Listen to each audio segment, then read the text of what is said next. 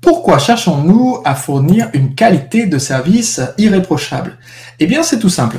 De façon générale, nous voulons d'abord mettre en avant le succès des clients. Mais en fait, pour que les clients réussissent, il faut éviter les obstacles sur leur chemin. Il faut leur rendre le chemin plus facile. Donc, ce que je suis en train de dire, c'est que nous ne souhaitons pas particulièrement que les gens voyagent dans le confort sur notre route. Nous souhaitons que les gens partent du point où ils sont aujourd'hui avant d'acheter notre produit et atteignent leur objectif, donc arrivent à l'autre bout de l'autoroute.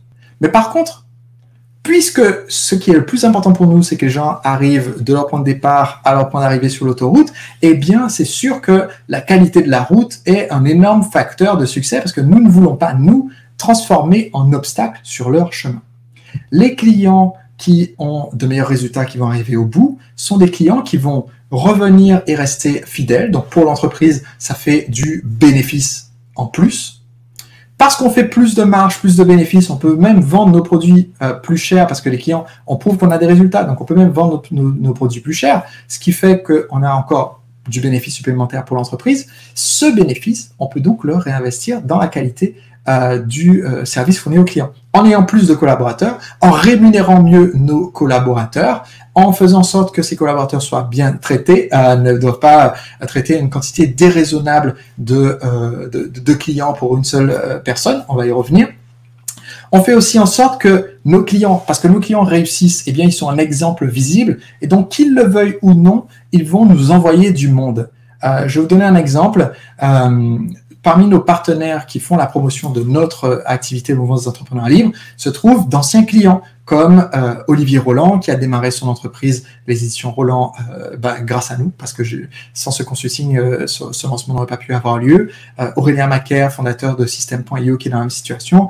David G, fondateur de la Révolution Vidéo. Laurent Chenot, créateur des éditions 3G. Eh bien, ce sont de création 3G. Ce sont des entreprises qui existent et ont prospéré grâce à nos formations et qui du coup les recommandent. Mais même quand ils ne sont pas activement en train de recommander, eh bien, il y a tout le temps des gens qui viennent nous voir en disant « Eh bien, j'ai lu le livre d'Olivier Roland, tout le monde n'a pas eu la chance de rater ses études, et j'ai appris que c'est vous qui avez formé Olivier, donc ça m'intéresse de suivre votre formation. » Donc, le succès de nos clients fait automatiquement que notre marketing coûte moins cher parce que ce bouche à oreille se fait de façon automatique. Également, parmi les avantages, qu'est-ce qui fait que la qualité de service est super importante? Eh bien, quand on fournit une qualité de service excellente à nos clients, eh bien, les collaborateurs sont plus heureux, sont plus productifs. Parce que c'est beaucoup plus agréable de travailler dans le service client d'une entreprise dont les clients sont contents que de travailler dans le service client d'une entreprise où tous les jours, les gens vous insultent au téléphone parce que jusqu'ici, ils ont été très très mal traités. Donc, comme les employés sont plus heureux et plus productifs, qu'ils soient salariés ou prestataires, eh bien, ces collaborateurs-là, ils vont rester plus longtemps. Ce qui fait que le service de ressources humaines, le recrutement, la formation de nouvelles personnes coûte moins cher. Ce qui fait donc que, à nouveau, d'un côté, l'entreprise en profite, de l'autre côté, le collaborateur en profite et donc fournit de meilleurs résultats. Et on est dans un cercle vertueux.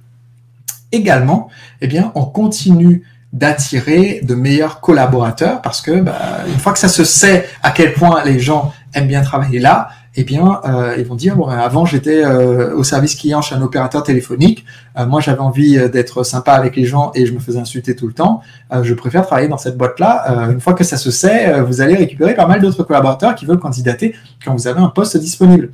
Pareil pour attirer de nouveaux clients, quand les clients existants ont énormément de succès parce qu'ils sont bien accompagnés, eh bien, ça attire tout naturellement davantage de clients. Donc, en gros, le fait de fournir une qualité de service irréprochable, eh bien, ça assure que vous allez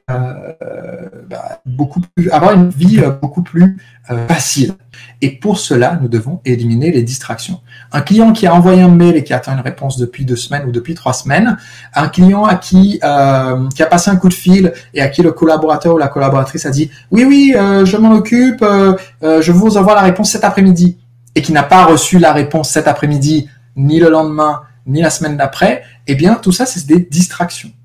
Et même un client à qui on a dit « Je vous réponds cet après-midi », qui n'a pas eu la réponse cet après-midi comme promis, mais qui la reçoit le lendemain, même si ça peut sembler ne pas être très grave, bon, voilà, c'est pas à 18h que je vais l'envoyer, peut-être que quelqu'un ne verra pas, je l'envoie le lendemain matin. Même si on se donne toutes ces excuses-là, eh bien, en réalité, c'est un obstacle. Ça fait que ce client, maintenant, il y a une petite pierre dans sa chaussure qui est, pendant toute l'après-midi, toute la soirée, toute la nuit, on m'a fait une promesse qu'on n'a pas tenue.